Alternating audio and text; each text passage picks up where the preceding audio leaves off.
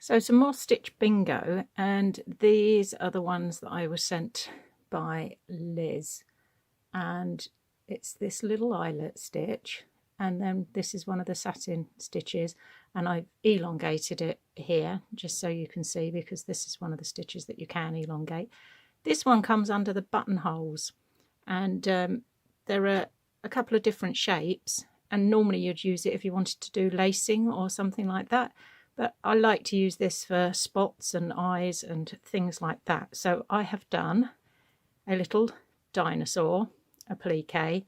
And as you can see, I've already started doing his spots. So I'm just going to do a couple more of those. I'm using a variegated thread just for a change. I'm going to use my lock off just to finish it up. Use these before these stitches because they make lovely cute little sort of daisies and things as well. So a couple more of these for my dinosaur.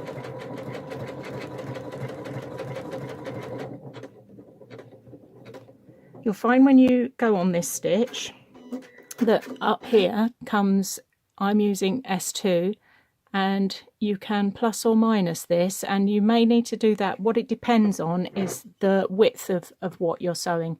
So if you're on thicker fabrics and you find that it's not joining up, then that is, the circle doesn't actually join up, then that's when you use this button here to alter it. So I've now got spots on my dinosaur, so I'm going to turn him into a stegosaurus. Obviously you'll notice I'm ignoring sorry Liz, I'm ignoring this stitch down here, which is the sewing machine one on the pictographs, because I looked at this and thought dinosaur, and then I could not think of a way to get the sewing machine stitch involved with the dinosaur. I suppose I could just put a sewing machine there for him to play on, but anyway, I'm just going to pretend that one's not there for a minute. There's a lot of cheating goes on in Stitch Bingo. So I'm going to line this up. I'm going to go into my satin stitches and find, so this one was number 18.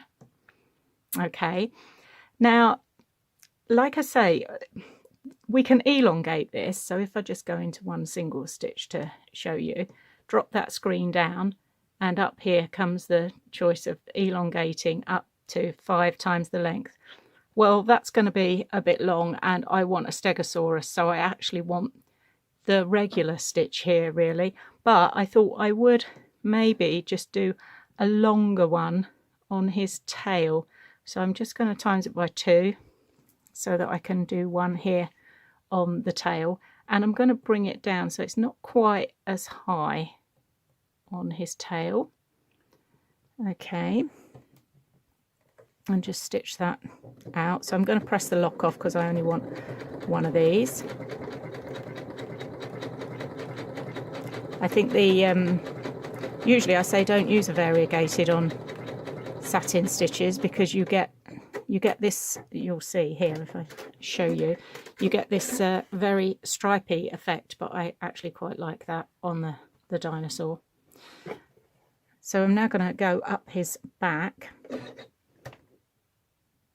but I'm going to take it back to its regular, so I'm not elongating it anymore, and I'm going to take it down a wee bit more, because what I'm going to do is, as I stitch each one out, I'm going to fatten it up so that the highest one comes at the top here. So I'm on I'm going to start on 5 as my width setting, so you can see it's a lot smaller. And if I change that one, actually, because I'd gone on to a single stitch, hadn't I? So let's go back there. There we go. Take that down to 5. Because this is now going to just continue doing this stitch. Okay, so the first one's going to be on 5, and then I'm going to start taking this up. I could stop and change it with each one, but I'm getting quite good at this now.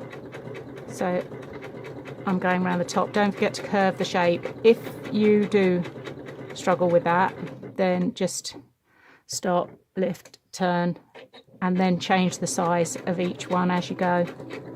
Not a problem. I'm going to do 2 on 9 at the top. And I'm going to lift and turn before I go down that one. So this is what I mean, that the next one I'm going to do on 8.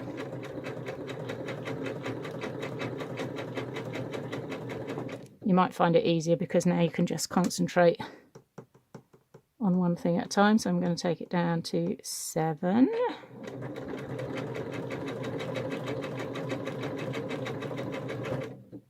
And down to 6. Can't remember what we started on now. Did we start on 6? So I should just get a 5 in before the neck. Just going to keep an eye on it. Might have to, I'm going to stop it halfway through. Now, do I need one? If I need one on his head, which I think I might well do, because I've stopped that stitch halfway through, what I need to do is press the B button up here, because what that's going to do is take me back to the beginning of the stitch. So the next one will start again right at the beginning. Okay, so I'm going to press the lock off so that it just does the one. There we go. Okay, so, and that's our little Stegosaurus. Like I say, I think that stripy stuff looks rather nice in the finish there.